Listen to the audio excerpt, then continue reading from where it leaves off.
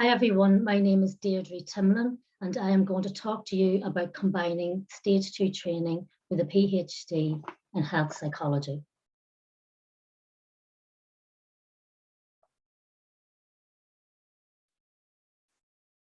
So when applying for a PhD, you will need a 3-year degree in psychology that meets the standards of accreditation by the British Psychological Society. A qualification with a 2-1 or more provides eligibility to apply for graduate basis for chartered membership of the BPS. And I suppose that is one of the goals, to get chartership, or at least it was for me anyway. And you can do that with a PhD in health psychology.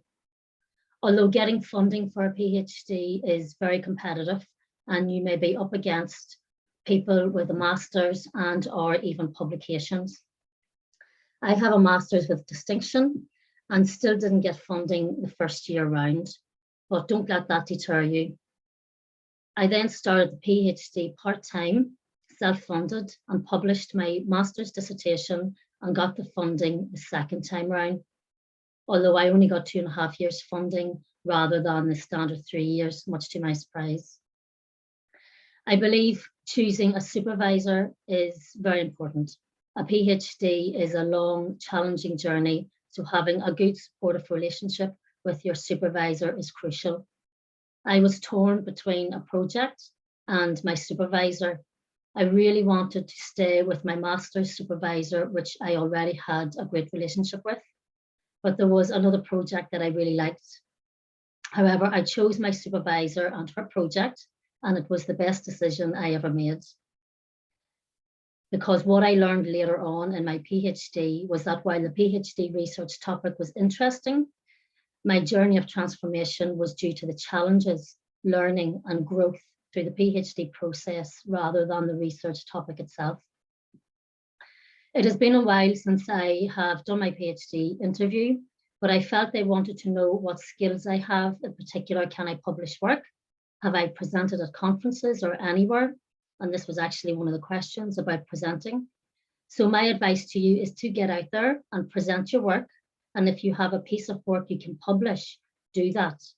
I present every year at the British Psychological Society annual conference in Northern Ireland, and also had the opportunity to present at the European Health Psychology Conference.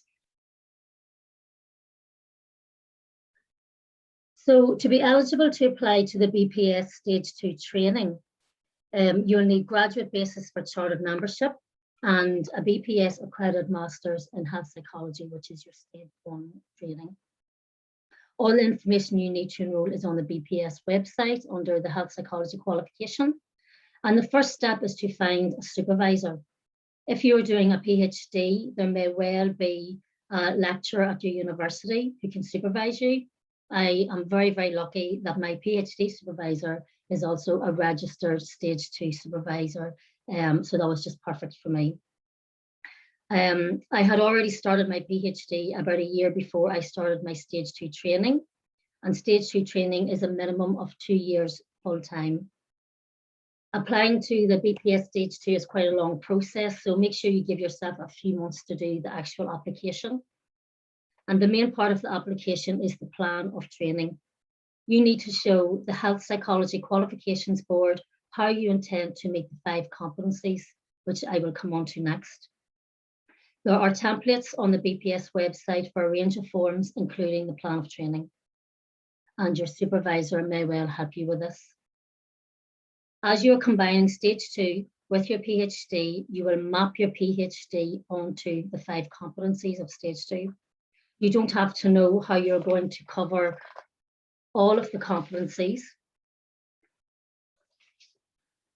but you'll have to know how you're covering most of them. I didn't know what my consultancy project was, but when you do know, you will have to submit a revised plan of training. So there are 5 competencies for your Stage 2 training, and your PhD will help you cover 4 out of the 5 competencies. The one that it doesn't help you cover is the consultancy. And the consultancy project needs to be independent from your PhD. I got a project with the Health Trust in Northern Ireland, and there were other opportunities, so you will get one. You can also use a piece of work to cover 2 competencies. For example, I did an RCT for my PhD. This piece of research can be used for the research competency and also written up as a case study for the psychological intervention competency. And you also need to complete a practice log for the entire time that you are enrolled.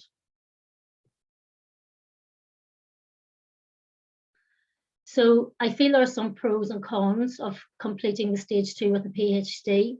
And these pros and cons are really just my assumptions and my experience. So I feel a downside to doing stage 2 with a PhD is the lack of a practice element. I am not in the NHS or a charity working with patients or service users on a daily basis, applying my health psychology knowledge. Yes, I have recruited participants and covered the competencies, but I feel I lack the experience that those working out in practice every day get. The independent route is quite isolating also. You don't belong to a cohort. There is a lack of support and guidance, and you pretty much feel like you're on your own. However, as a PhD, you are developing excellent research skills. You are spending a lot of time doing research and writing, and this will be used as part of your stage 2 portfolio. I feel you have more opportunity to publish work, and I have 4 publications before completing my PhD, with 2 more papers in preparation for peer review. I also had the most amazing opportunity to lead an international collaborative piece of research, spending time in Italy, collecting data, training junior researchers, and collaborating, and this research has since been published. You also have the opportunity to do lots of teaching and to do a teaching qualification during your PhD.